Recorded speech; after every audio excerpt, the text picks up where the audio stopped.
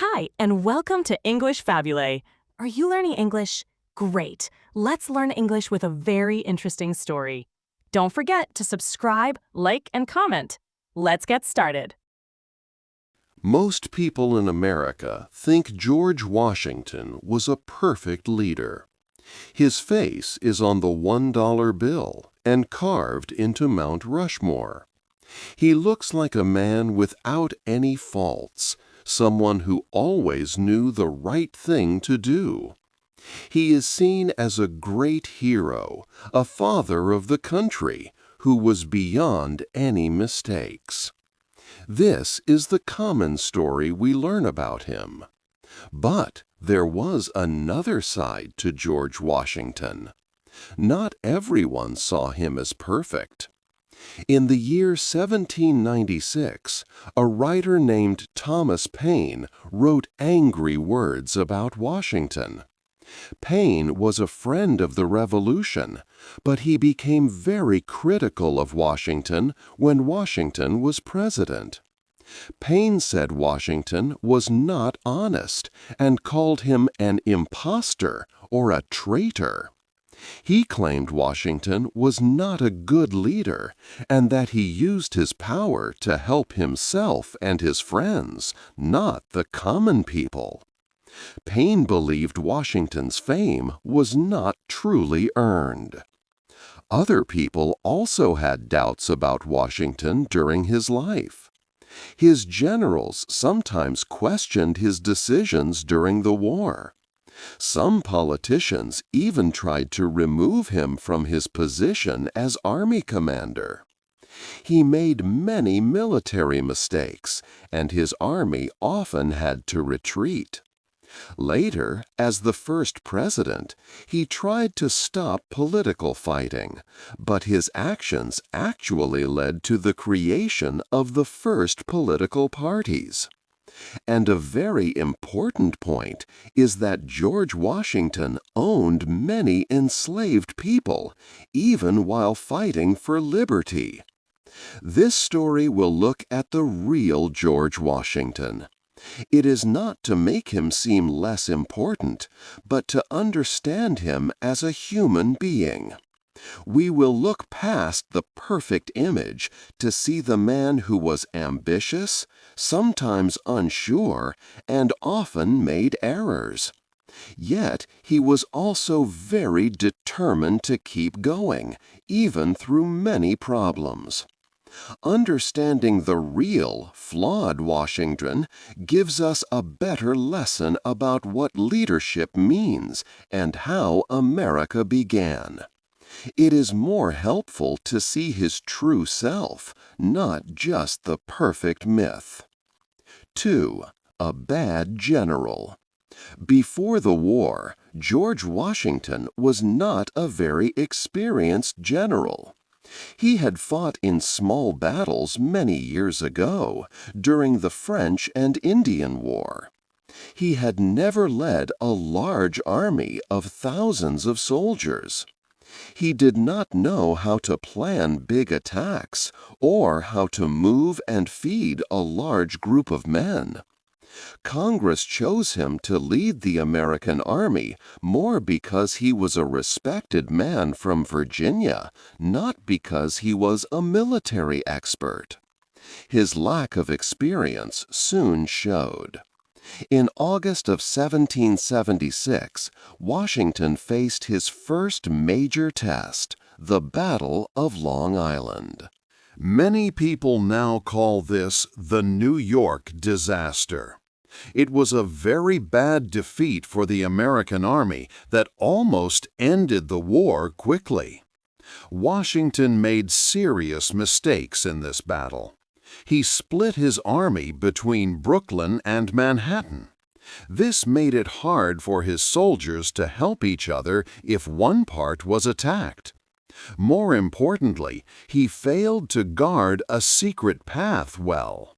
This path was called the Jamaica Pass. He put guards on the main roads, but he left this important path almost empty.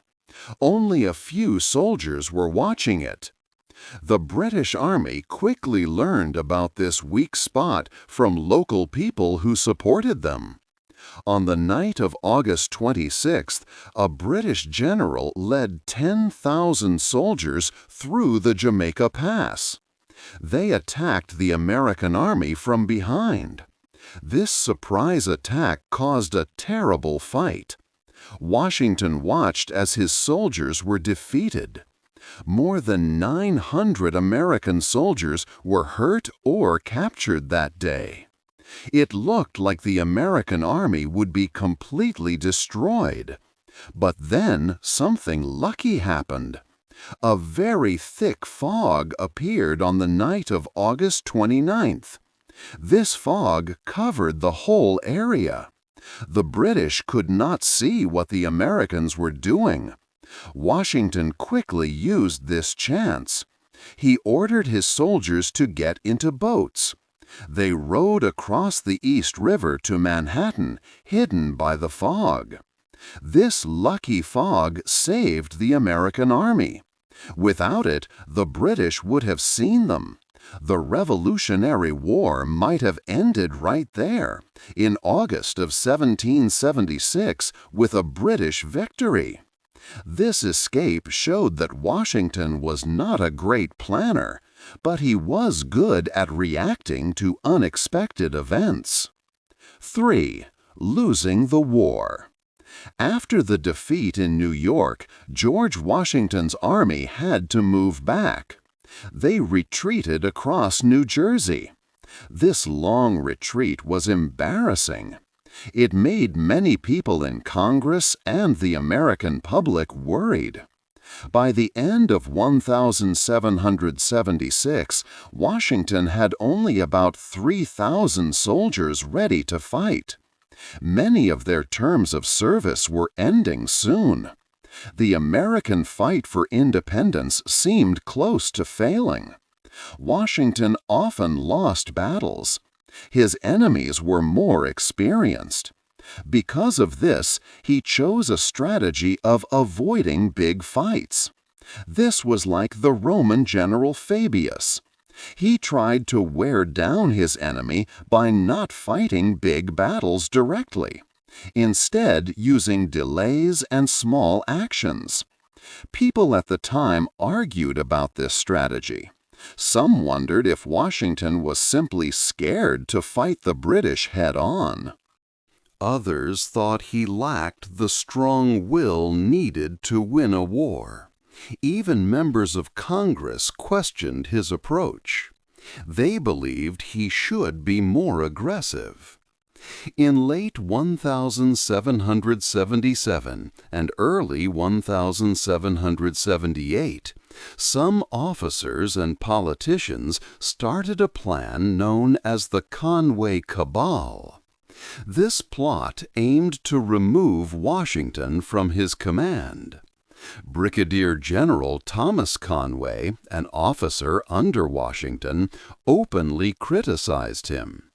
Conway wrote that a weak general would have ruined the country if heaven had not stepped in.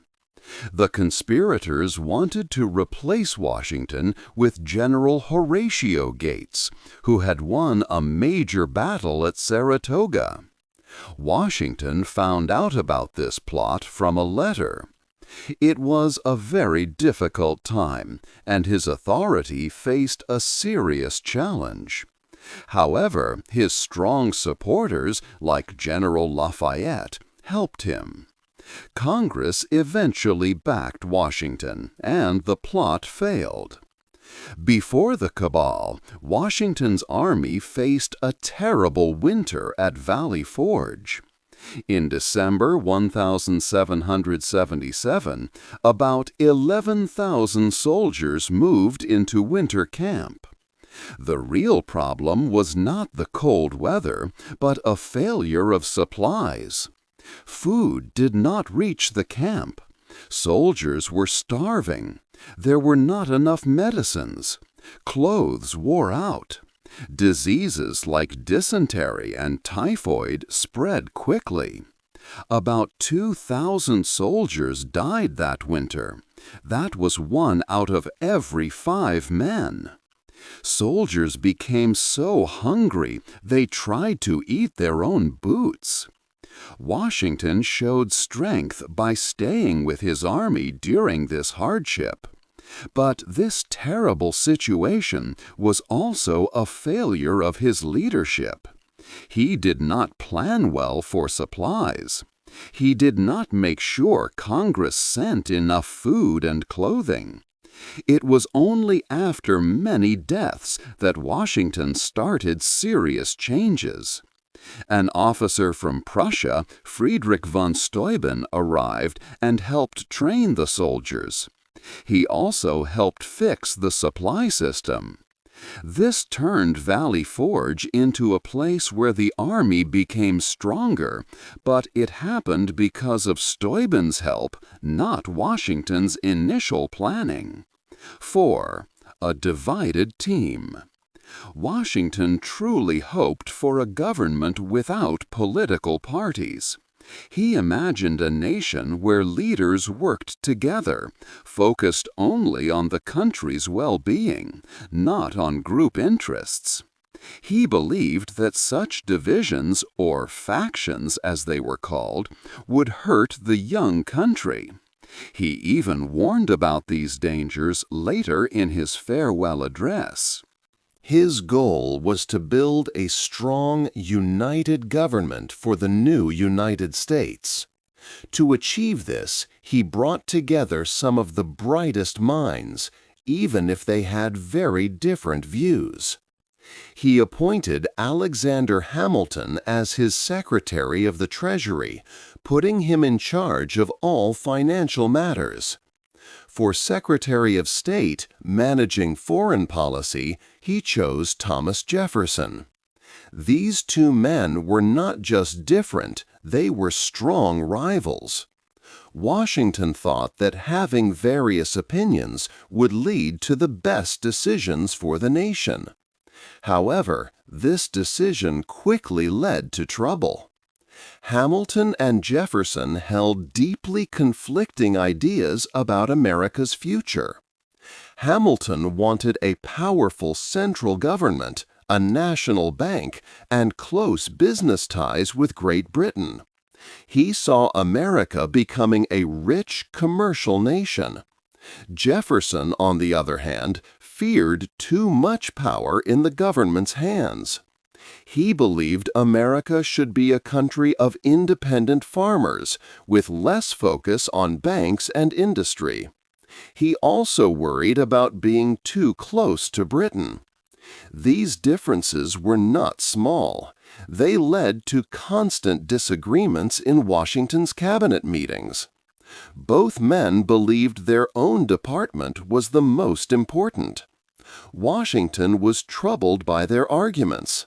He tried to unite them, writing letters that pleaded for peace and teamwork. But his pleas did not work.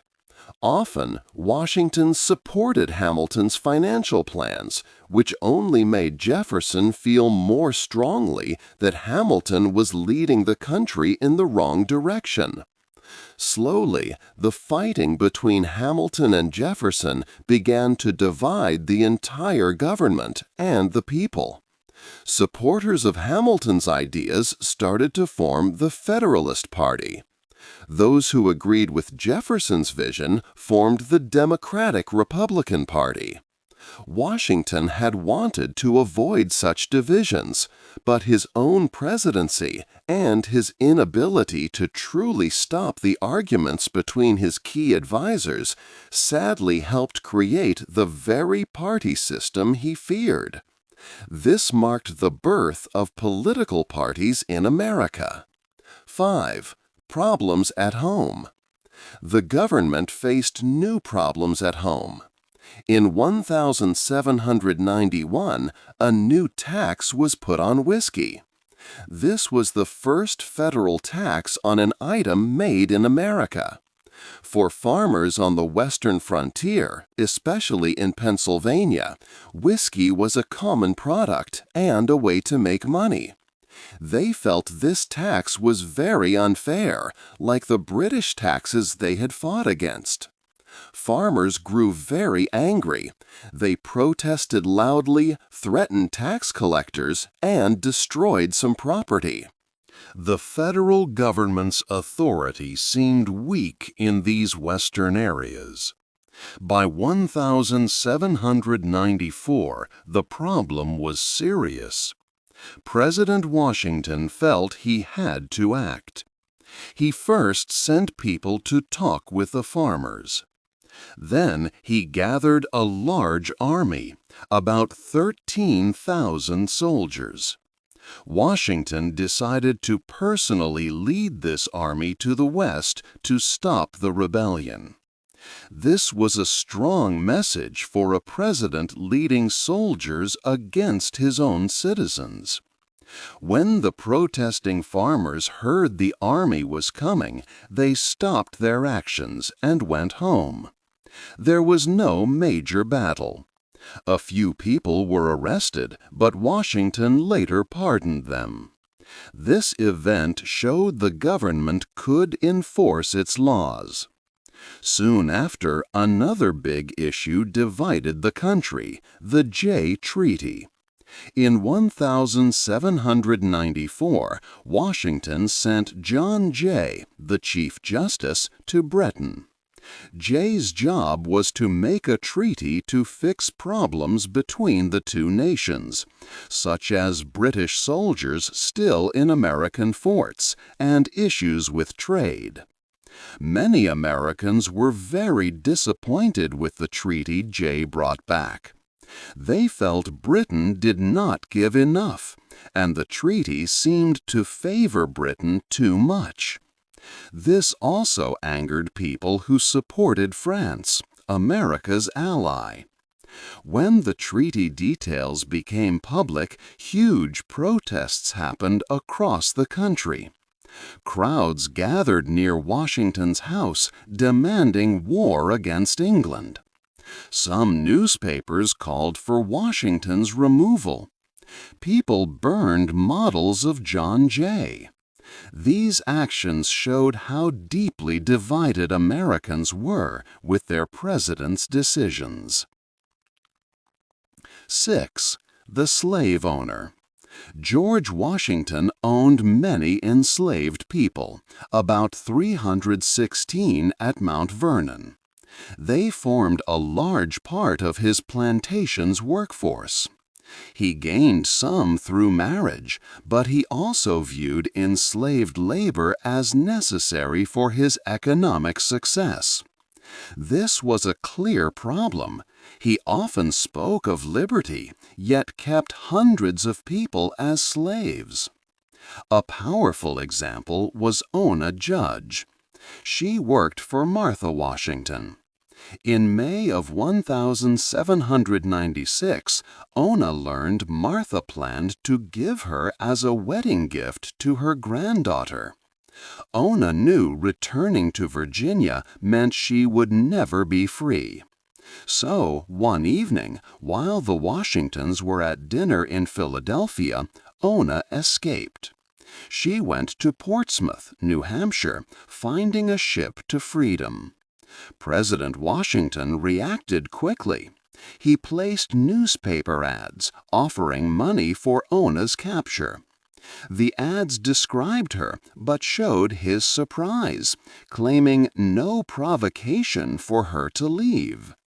He seemed unable to grasp her desire for freedom. In New Hampshire, Anna married a free black sailor, started a family, and worked as a seamstress. Washington did not give up.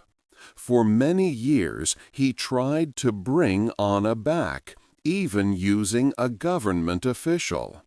When found, Anna stated she should rather suffer death than return to slavery. She said her only reason was a deep wish for complete freedom. Washington used the Fugitive Slave Act of 1793 to pursue her, carefully avoiding public anger in the North. Even near his death in 1799, Washington still planned to recapture Anna. Washington also used legal loopholes to maintain slavery. Pennsylvania had a law for gradual abolition. To avoid it, Washington rotated enslaved people between Philadelphia and Mount Vernon every few months. This prevented them from staying in Pennsylvania long enough to gain freedom. He used his high position to bypass laws meant to protect enslaved individuals, showing his deep involvement in maintaining slavery. 7. A man of contradictions. George Washington was a complex man with many sides. While seen by many as a symbol of liberty, his actions sometimes showed a different truth. His treatment of Native Americans, for instance, was often harsh. During his military time in the 1750s, the Iroquois people gave him the name Conato-Coreus, meaning town destroyer. This name reflected his family's history in fighting native people. Later, during the Revolutionary War, Washington ordered a brutal military campaign in 1779. This was known as the Sullivan Expedition. His goal was the total destruction and devastation of Iroquois settlements. General John Sullivan led about 4,000 soldiers. They marched through Iroquois land in central New York.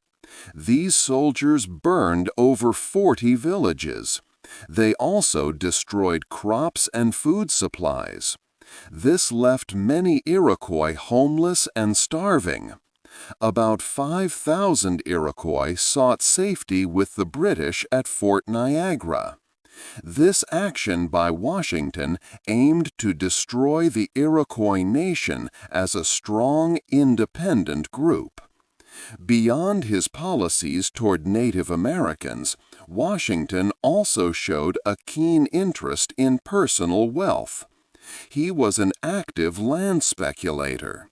Early in his career as a surveyor, he identified valuable land.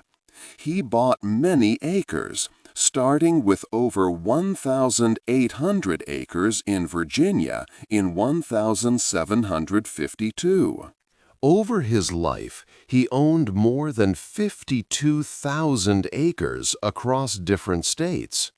When he died in 1799, his estate was worth around $780,000, making him one of America's richest men. Washington actively built his wealth. He was a determined businessman. He bought land, waited for its value to grow, and used his connections to good deals. He also sought government policies that helped landowners. He took financial risks. This showed a man with strong ambitions, not just for power, but for money. This pursuit of personal wealth sometimes clashed with his public image as a selfless leader. Thomas Paine, an old supporter, criticized Washington strongly in 1796. Paine suggested that Washington's time in office had favored rich people and helped him and his friends get richer. He hinted that Washington's image as a neutral leader hid a careful focus on personal gain. Washington, therefore, was not always the perfect, disinterested patriot that later stories often described. He was a man who held different, sometimes opposing, values and goals. 8. The man, not the myth. George Washington was a man with many flaws, as we have seen, but he also had great strengths. It is important to look at both the good and the bad. This helps us understand him as a real person, not just a perfect hero. One of his greatest strengths was his ability to keep going. He led the American Army for 8 long years during the war. Many times, the Army was in a very bad state. Soldiers went hungry, became sick, and often wanted to go home. There were many military defeats, terrible cold winters like Valley Forge, and even plots by people who wanted to replace him. But Washington never gave up. He kept the army together when it seemed ready to fall apart. The American Revolution succeeded not mainly because he was a brilliant fighter, but because he was strong enough to continue fighting when it seemed impossible. This amazing persistence was a key part of his true success. Another very important thing Washington did was to give up power. After the war, and after his time as president, he could have tried to stay in charge. Many leaders in history have become dictators, taking all power for themselves. But Washington chose not to. He left office voluntarily after 2 terms. This set an important example for all future American leaders. His choice to step down showed great strength. It was a big achievement because it showed he respected the new country's laws more than his own power. So, Washington was not perfect. He made many mistakes, such as his role as a slave owner and his policies toward Native Americans. But his story is more powerful and useful when we see him as a real, flawed man, rather than just a marble statue. When we understand his struggles and his errors, we learn more important lessons about leadership and what it means to build a nation. We learn that great things can still come from people who are not perfect. History is made by humans who try hard, make mistakes, learn from them, and keep trying. Seeing the real Washington, with all his good parts and his bad parts, gives us a stronger and more truthful lesson than believing in a perfect myth. What do you think is the most important lesson we can learn from George Washington's complicated story? Hey there! Just a second before you go. If you learned something new today, please give this video a like, write your thoughts in the comments, and subscribe to the channel. It only takes a second, and it really, really helps to create even better English videos for you. Your support means the world. Thank you.